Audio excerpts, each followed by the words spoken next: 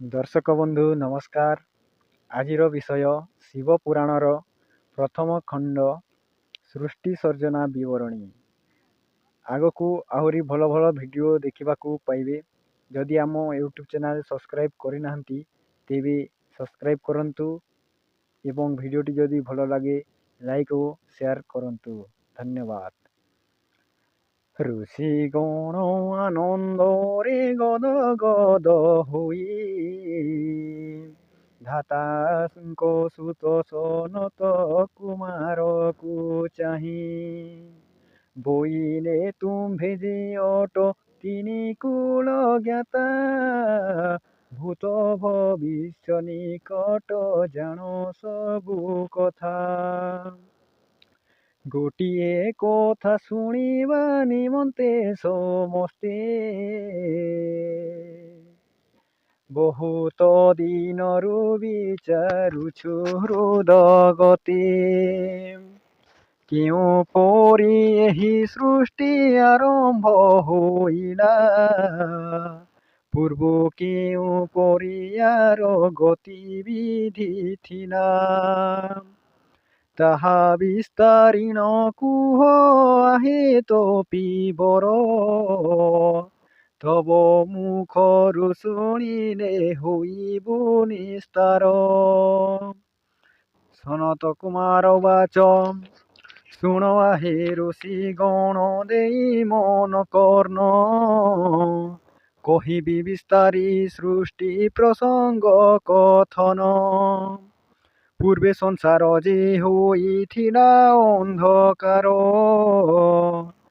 ସୂର୍ଯ୍ୟ ଚନ୍ଦ୍ର ନଥିଲେ କୋ ଆକାଶ ମଧ୍ୟର। ସବୁବେଳେ ରାହୁ ଗ୍ରାସ ଚନ୍ଦ୍ରମା ପରାୟ, ସାରା ସୃଷ୍ଟି ହୋଇଥାଇ ଅନ୍ଧକାରମୟ। କେବଳ ଯେ ତ୍ରିଲୋଚନ ଏକା ରହିଥାନ୍ତି, ଆଉ ସମସ୍ତେ ପ୍ରଳୟେ ଲୋପ ହୋଇଯାନ୍ତି। ତାହାଙ୍କ ତେଜରେ ସୃଷ୍ଟି ହୋଇ ଆଲୋକିତ, ସୂର୍ଯ୍ୟକାନ୍ତ ମଣିଷ ମହୁଇ ଶୋଭିତ। ଯେତେବେଳେ ସୃଷ୍ଟି ସାରା ପ୍ରଳୟ ହୁଅଇ ଆକାଶ ପାତାଳ ଭେଦି ଜଳ ଜେନା ଗଇ, ପ୍ରଥମରେ ସଂସାରରେ ହେଲେ ପାପ ଭାର। ଧର୍ମ ଲୋପ ହୋଇଯାଇ ନର ହେ ମାତର, ଧର୍ମ ଯାନ୍ତେ ଧରଣୀ ହୁଏ ଥର ଥର। ପାପ ଭାରେ ତା ମୁଖରୁ ଗଳଇ ରୁଧିର, ସେ ବାସୁକି ରୁଧିର ଅଟଇ ଗରଳ। ଦହଇ ପାତାଳ ମର୍ତ୍ତ୍ୟ ଦଶ ଦିଗପାଲ, ଚୌଦିଗେ ନିଧୂମ ଅଗ୍ନି ସେ ବିଷ ଜ୍ୱାଳାରେ। ପ୍ରଜ୍ୱଳିତ ଶିଖା ଟେକି ଜଳଇ ପ୍ରଖରେ, ସେ ତେଜ ସହ୍ୟନ କରିପାରି ଜୀବ ଗଣ। ଆକୁଳେ ଛଟପଟରେ ହରାନ୍ତି ଯେ ପ୍ରାଣ, সকলে ନାଶ ହୁଅନ୍ତି ପ୍ରଜ୍ୱଳ ତେଜରେ। ଜଳ ବରଷା କରଇ ଯେ ମୂଷଳ ଧାରେ, ଅଗ୍ନି ଜଳ ଦୁହିଁଙ୍କର ବିବାଦ ବଢ଼ଇ। ବେଲୁ ବେଲ ଚୌଦିଗ ଜଳ ଘୋଟି ଯାଇ, ଘଡ଼ଘଡ଼ି ଚଡ଼ଚଡ଼ି ମେଦିନୀ କମ୍ପଇ। ଘୋର ରଡ଼ି ଘାତେ ବଜ୍ର ପ୍ରହାର କରଇ, ସେ ଆଘାତ ସହି ନ ପାରିଣ ବସୁମତୀ। ତତକ୍ଷଣେ ଛାଡ଼ି ଦିଏ ମସ୍ତକୁ ଧରିତ୍ରୀ, ତେଣୁ ଭୂମିକମ୍ପ ହୋଇ ପର୍ବତ ଗଣ। ଗଳି ପଡ଼ନ୍ତି ପାତାଳ ଭୁବନେ ଯାଇଣ, ଚୌଦିଗେ ଜଳରାଶି ଘୋଟିଣ ଆସୋଇ। ପ୍ରଳୟ ଗର୍ଜନ ସିନ୍ଧୁ କୂଳକୁ ଲଙ୍ଘଇ, ଏସନ ରୀତି ଦେଖିଣ ବିରାଟ ପୁରୁଷ। ଅନନ୍ତ ନାଗ ଆସନେ ଅଙ୍ଗୁଳି ସଦୃଶ, ହୋଇଣ କଳ୍ପବଟରେ କରନ୍ତି ଶୟନ। ସକଳ ଜୀବଜନ୍ତୁଙ୍କୁ ଗରଭେ ଭରିଣ, ବ୍ରହ୍ମାଦି 33 କୋଟି ଦେବଗଣ ତହିଁ ସେ ବ୍ରହ୍ମ ପ୍ରଳୟ ମଧ୍ୟରେ ଯାନ୍ତି ରୂପ ହୋଇ।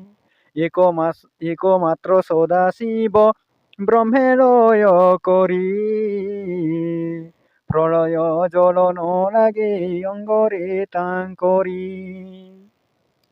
ଚଉଦିଗ ଘନ ଅନ୍ଧକାର ଘୋଟିଥାଏ, ଚନ୍ଦ୍ର ସୂର୍ଯ୍ୟ ନକ୍ଷତ୍ରାଦି ନ ହୁଏ ଉଦୟ। ସମସ୍ତେ ପ୍ରଳୟ କାଳ କରାଳ ଗର୍ଭରେ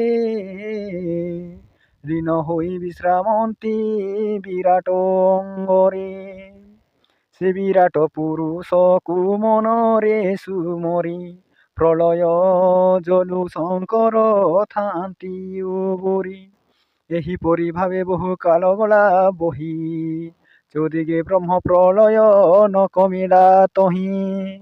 ଏସନ ଦୁର୍ଦ୍ଦଶା ଦେଖି ଭୋଳା ମହେଶ୍ୱର ଏକାନ୍ତ ଚିତ୍ତରେ ଲୟ କରେ ନିରାକାର। ସେ ଯୋଗରୁ ତାଙ୍କ ହୃଦ ଜ୍ଞାତ ହେଲା, ବିରାଟ ପୁରୁଷଙ୍କର ନିଦ୍ରା ଭାଜିଗଲା।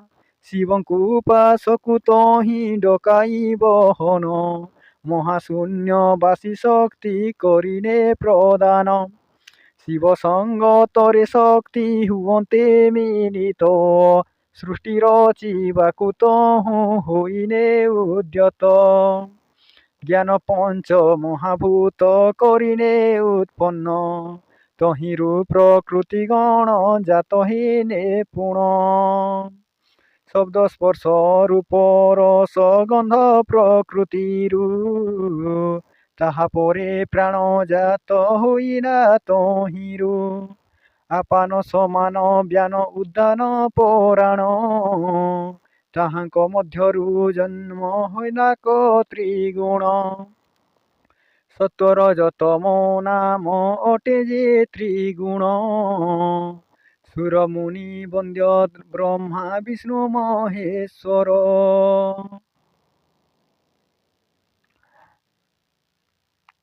ସତ୍ୱଗୁଣ ନାରାୟଣ ହେଲେ ଉତ୍ପନ୍ନ, ରଜଗୁଣ ବିଧାତା ଯେ ଜନମିଲେ ପୁଣ। ଶିବ ତ ଦେହି ସେହୁ ଜ୍ଞାନ ହେବା ଅର୍ଥେ, ତମ ଗୁଣ ବହିଲେ ହୃଦୟରେ ତଦନ୍ତେ। ଜଗତର ମୂଳାଧାର ଅଟନ୍ତି ଯେ ଶିବ, ଅମର ହୋଇଣ ରହିଥାନ୍ତି ଯୁଗ ଯୁଗ।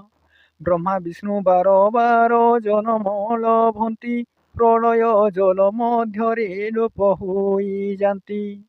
କିନ୍ତୁ ସଦାଶିବ ସଦା ଯୋଗେ କରି ଲୟ, ବ୍ରହ୍ମଜ୍ଞାନ ଲଭିଥାନ୍ତି ମୃତ୍ୟୁ କରି ଜୟ।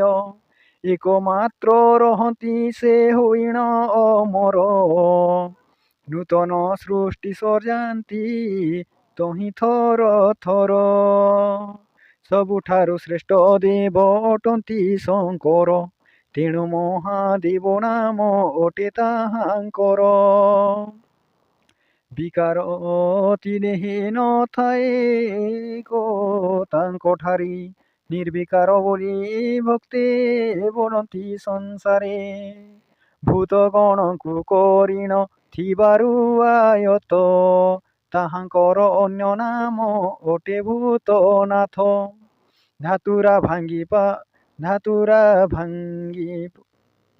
ଭାଙ୍ଗ ପାନରେ ହୋଇଥିବାରୁ ଭୋଳାନାଥ ଭୋଳାନାଥ କହନ୍ତି ସକଳ।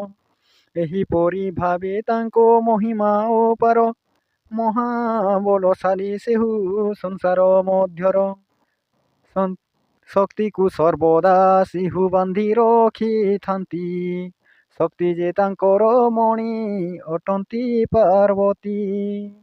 ତିନି ପୁରେ ସେ ଦେବୀଙ୍କ ସମ କେହି ନାହିଁ, ଇଚ୍ଛା କଲେ ନିମିଷକେ ସର୍ବପାରେ ବହି। କିନ୍ତୁ ଶିବଙ୍କ ନିକଟେ ସନ୍ତୁଷ୍ଟ ହୋଇଣ, ଘରଣୀ ଭାବେଣ ଅଛନ୍ତି କାଲେ କାଲେ ପୁଣ।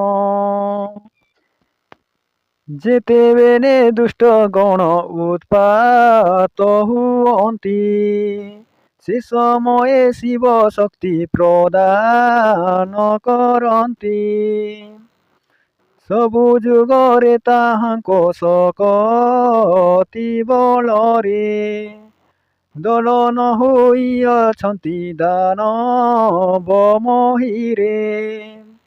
କେବଳ ସତ୍ୟକୁ ସେହୁ କରି ଆଗୁସାର, ତିନି ପୁରେ ହୋଇଣ ଅଛନ୍ତି ଅଜରାମର। ସତ୍ୟବନ୍ତ ପ୍ରାଣୀ ଯେହୁ ବ୍ରହ୍ମାଣ୍ଡ ମଧ୍ୟରେ, ଦେବତା ଗଣ ଭଜନ୍ତି ତାହାଙ୍କୁ ଅନ୍ତରେ। ତାହାର ଦୃଷ୍ଟାନ୍ତ ଅଛି ବହୁତ ଶାସ୍ତ୍ରରେ, ଗୋଟି ଗୋଟି କେତେ ଅବା କହିବି ମୁଖରେ। ସତ୍ୟ ସେହୁ ଧର୍ମ ସେହୁ ମନେ ହେତୁ କର, ଅହିଂସା ଅଟଇ ମୂଳ ଭିତ୍ତି ଯେ ତାହାର। ଯେବେ ମନୁ ହିଂସା ଭାବ ଦୂର କରିଦେବ, ସକଳ ଜନ୍ମରେ ନିଶ୍ଚେ ପ୍ରିୟ ବୋଲାଇବ। ଶତ୍ରୁ ବୋଲି ତାର କେ ନ ରହିବେ ସଂସାରେ, ସଭିଙ୍କୁ ଜୟ କରିବ ଅହିଂସା ବଳରେ। ଅହିଂସା ପରମ ଧର୍ମ ଜୀବର ଅଟଇ, ଧର୍ମବନ୍ତ ମଧ୍ୟେ ସେହି ଶେଷ ଯେ ବୋଲାଇ। ଦ୍ୱାପର ଯୁଗରେ ଧର୍ମ ରାଜ ଯୁଧିଷ୍ଠିର, ଧର୍ମ ବଳେ ଜୟ କଲେ ଭାରତ ସମର। ପୁଣି ସ୍ୱଦେହରେ ଗଲେ ସ୍ୱର୍ଗରେ ବାସ, ନ ଲାଗିଲା ପାପ ତାଙ୍କ ଅଙ୍ଗେ ଲେଶ।